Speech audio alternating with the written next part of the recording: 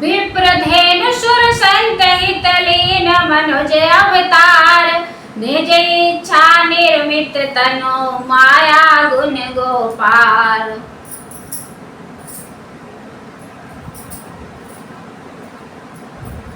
ब्राह्मण, गौ, देवता और संतों के लिए भगवान ने मनुष्य का अवतार लिया।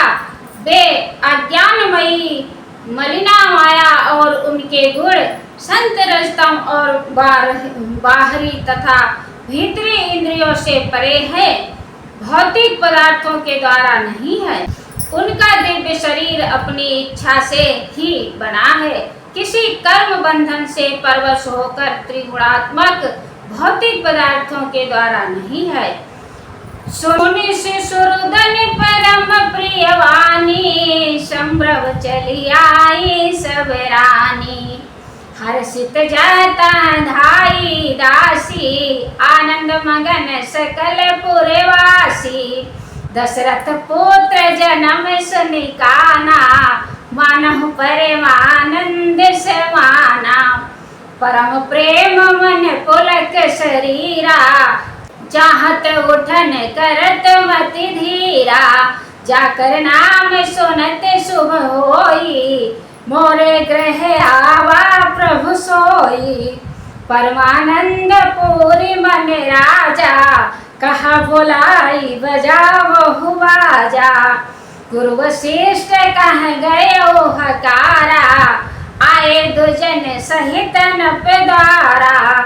अनुपम बालक देखिन जाई, रूप राशि गुण कही न सिराई। बच्चे के रोने की बहुत ही प्यारी ध्वनि सुनकर रानियां उतावली होकर दौड़ी चली आई। दासियां हर्षित होकर जहां तहां दौड़ी, सारे पुरवासी आनंद में मग्न हो गए। राजा दशरथ जी पुत्र का जन्म कानों से सुनकर मानो ब्रह्मानंद में समा गए। मन में अतिशय प्रेम है, शरीर पुलकित हो गया, आनंद में अधीर हुई। बुद्धि को धीरज देकर और प्रेम में शिथिल हुए शरीर को संभालकर वे उठना चाहते हैं। जिनका नाम सुनने से ही कल्याण होता है, वही प्रभु मेरे घर आए हैं। यह सोचकर राजा का मन परम आनंद से पूर्ण हो गया।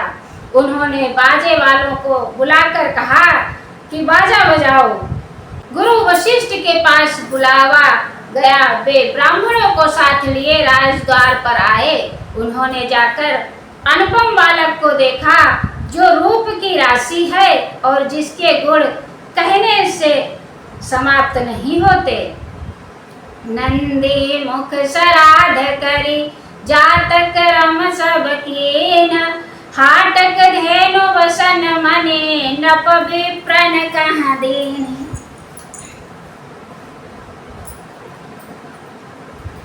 फिर राजा ने नंदी मुख श्राद्ध करके सब जात कर्म संस्कार आदि किए और ब्राह्मणों को 16 गौ वस्त्र और मणियों का दान दिया।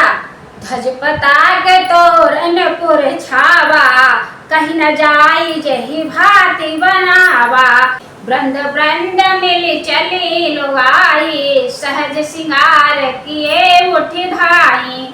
कनक कलश मंगल भरी तारा, गावत पैठई धूप दुआरा।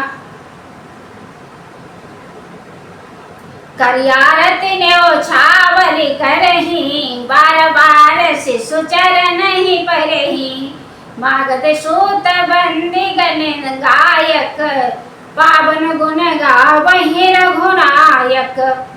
सर्वस दान किए न सब काहू, जहि पावा राखा नहीं ताहू। मृग मद चंदन कुम कुम कीचा, मची सकल विधिन विच वीचा।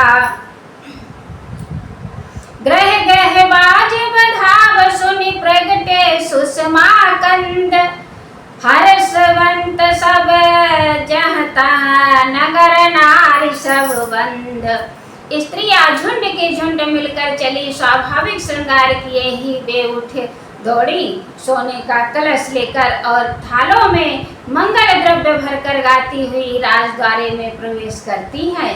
वे आरती करके निछावर करती हैं और बार बार बच्चे के चरणों पर सिर झुकाती है। मागध सूत्र बंदीजन और गवैये गुरुकुल के स्वामी के पवित्र गुणों का गान करते हैं।